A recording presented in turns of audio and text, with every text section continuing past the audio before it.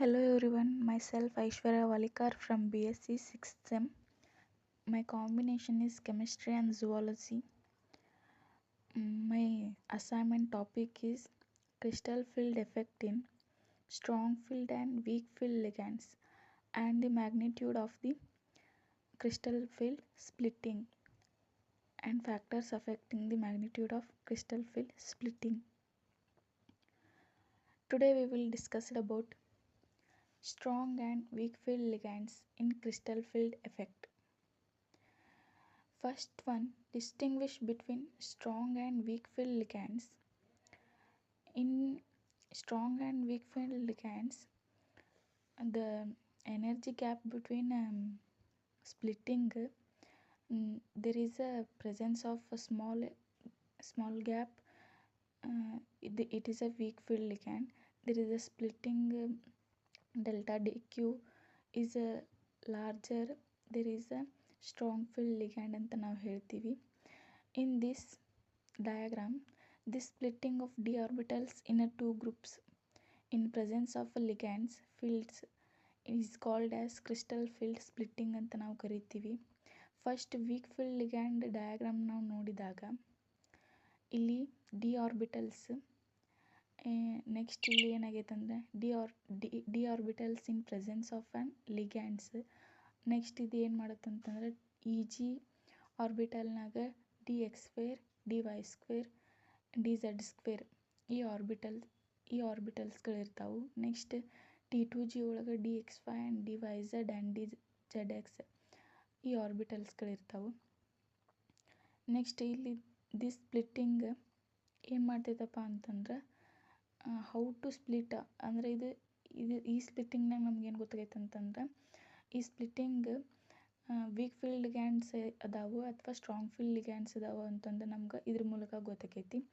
ಇನ್ನು ನಾವು ಒಂದೊಂದಾಗಿ ಸ್ಟ್ರಾಂಗ್ ಫೀಲ್ಡ್ ಆ್ಯಂಡ್ ವೀಕ್ ಫೀಲ್ಡನ್ನು ನೋಡ್ತಾ ಬಂದಂಗೆ ಈ strong and weak field ligands pairing energy compare ಮಾಡಿದಾಗ in weak field ligand there is a small pair up energy ಅಂತಂದ್ರೆ ಇಲ್ಲಿ ಯಾವ ಥರ ಪೇರಿಂಗ್ ಎನರ್ಜಿ ಆಗತ್ತಪ್ಪ ಅಂತಂದ್ರೆ ಈಗ ಫಸ್ಟ್ 5 ಡಿ ಆರ್ಬಿಟಲ್ಸ್ ಒಳಗೆ ಇಲ್ಲಿ ಡಿ ಆರ್ಬಿಟಲ್ಸ್ನ ಡಿಸ್ಟಿಂಗ್ವಿಷ್ ಮಾಡಿದಾಗ ಫಸ್ಟ್ ಏನು ಮಾಡ್ತಾ ಹೋಗ್ತೈತೆ ಅಂತಂದರೆ ಇಲ್ಲಿ ಎನರ್ಜಿ ಗ್ಯಾಪ್ ಅಂದರೆ ಡೆಲ್ಟಾ ಡಿ ಕ್ಯೂ ಸ್ಮಾಲರ್ ಇರೋದ್ರಿಂದ ಇಲ್ಲಿ ಎಲೆಕ್ಟ್ರಾನ್ಸ್ಗಳು ಪೇರಪ್ ಆಗೋಕ್ಕಿಂತ ಮುಂದಿನ ಆರ್ಬಿಟಲ್ಸ್ಗಳಿಗೆ ಸ್ಪಿನ್ ಆಗೋದು ಜಾಸ್ತಿ ಅಂತ ಹೇಳ್ತಾರೆ. ಸೊ ಇದಕ್ಕೆ ಏನಂತ ಕರೀತಾರೆ ಅಂದರೆ ವೀಕ್ ಫೀಲ್ಡ್ ಲಿಗ್ಯಾಂಡ್ಸ್ ಅಂತ ಕರೀತಾರೆ. ನೆಕ್ಸ್ಟ್ ಸ್ಟ್ರಾಂಗ್ ಫೀಲ್ಡ್ ಲಿಗ್ಯಾಂಡ್ಸ್ಗಳನ್ನು ನೋಡ್ತಾ ಬಂದಂಗೆ ಇಲ್ಲಿ ಎನರ್ಜಿ ಗ್ಯಾಪ್ ಜಾಸ್ತಿ ಇರೋದ್ರಿಂದ ಇಲ್ಲಿ ಎಲೆಕ್ಟ್ರಾನ್ಸ್ಗಳು ಪೇರಪ್ ಆಗ್ತಾವೆ ಹೊರತು ಸ್ಪಿನ್ ಆಗೋದಿಲ್ಲ. ಸೊ ಇಲ್ಲಿ ಲೋ ಸ್ಪಿನ್ ಇರುತ್ತೆ, ಬಟ್ ಸ್ಟ್ರಾಂಗ್ ಫೀಲ್ಡ್ ಲಿಗ್ಯಾಂಡ್ಸ್ಗಳಿರ್ತಾವೆ. ಇನ್ನು ವೀಕ್ ಫೀಲ್ಡ್ ಲಿಗ್ಯಾಂಡ್ಸ್ ಒಳಗೆ ಇಲ್ಲಿ ಹೈ ಸ್ಪಿನ್ ಇರುತ್ತೆ, ಬಟ್ ಇವು ವೀಕ್ ಫೀಲ್ಡ್ ಲಿಗ್ಯಾಂಡ್ಸ್ಗಳಾಗಿರ್ತಾವೆ. ನೆಕ್ಸ್ಟ್ ನೋಡೋದಪ್ಪ ಅಂತಂದ್ರೆ difference between weak field and strong field ligands. First difference ಏನಪ್ಪ ಅಂತಂದ್ರೆ ligands which produce a weak field ligands are known as weak field ligands ಅಂತೀವಿ.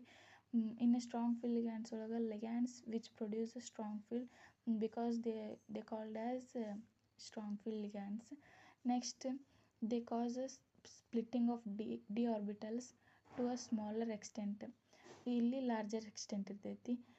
Third one, in a weak field ligand the 10 d q is usually less, but ಇಲ್ಲಿ usually more ಇರ್ತೈತಿ.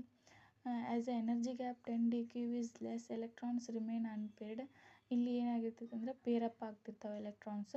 ಇಲ್ಲಿ fifth one ಮತ್ತು ಏನಪ್ಪ ಅಂದ್ರೆ high spin complexes ಇರ್ತಾವೆ, but ಇಲ್ಲಿ low spin complexes ಇರ್ತಾವೆ. ನೆಕ್ಸ್ಟ್ ಪ್ಯಾರಾಮ್ಯಾಗ್ನೆಟಿಕ್ ಇರ್ತೈತಿ.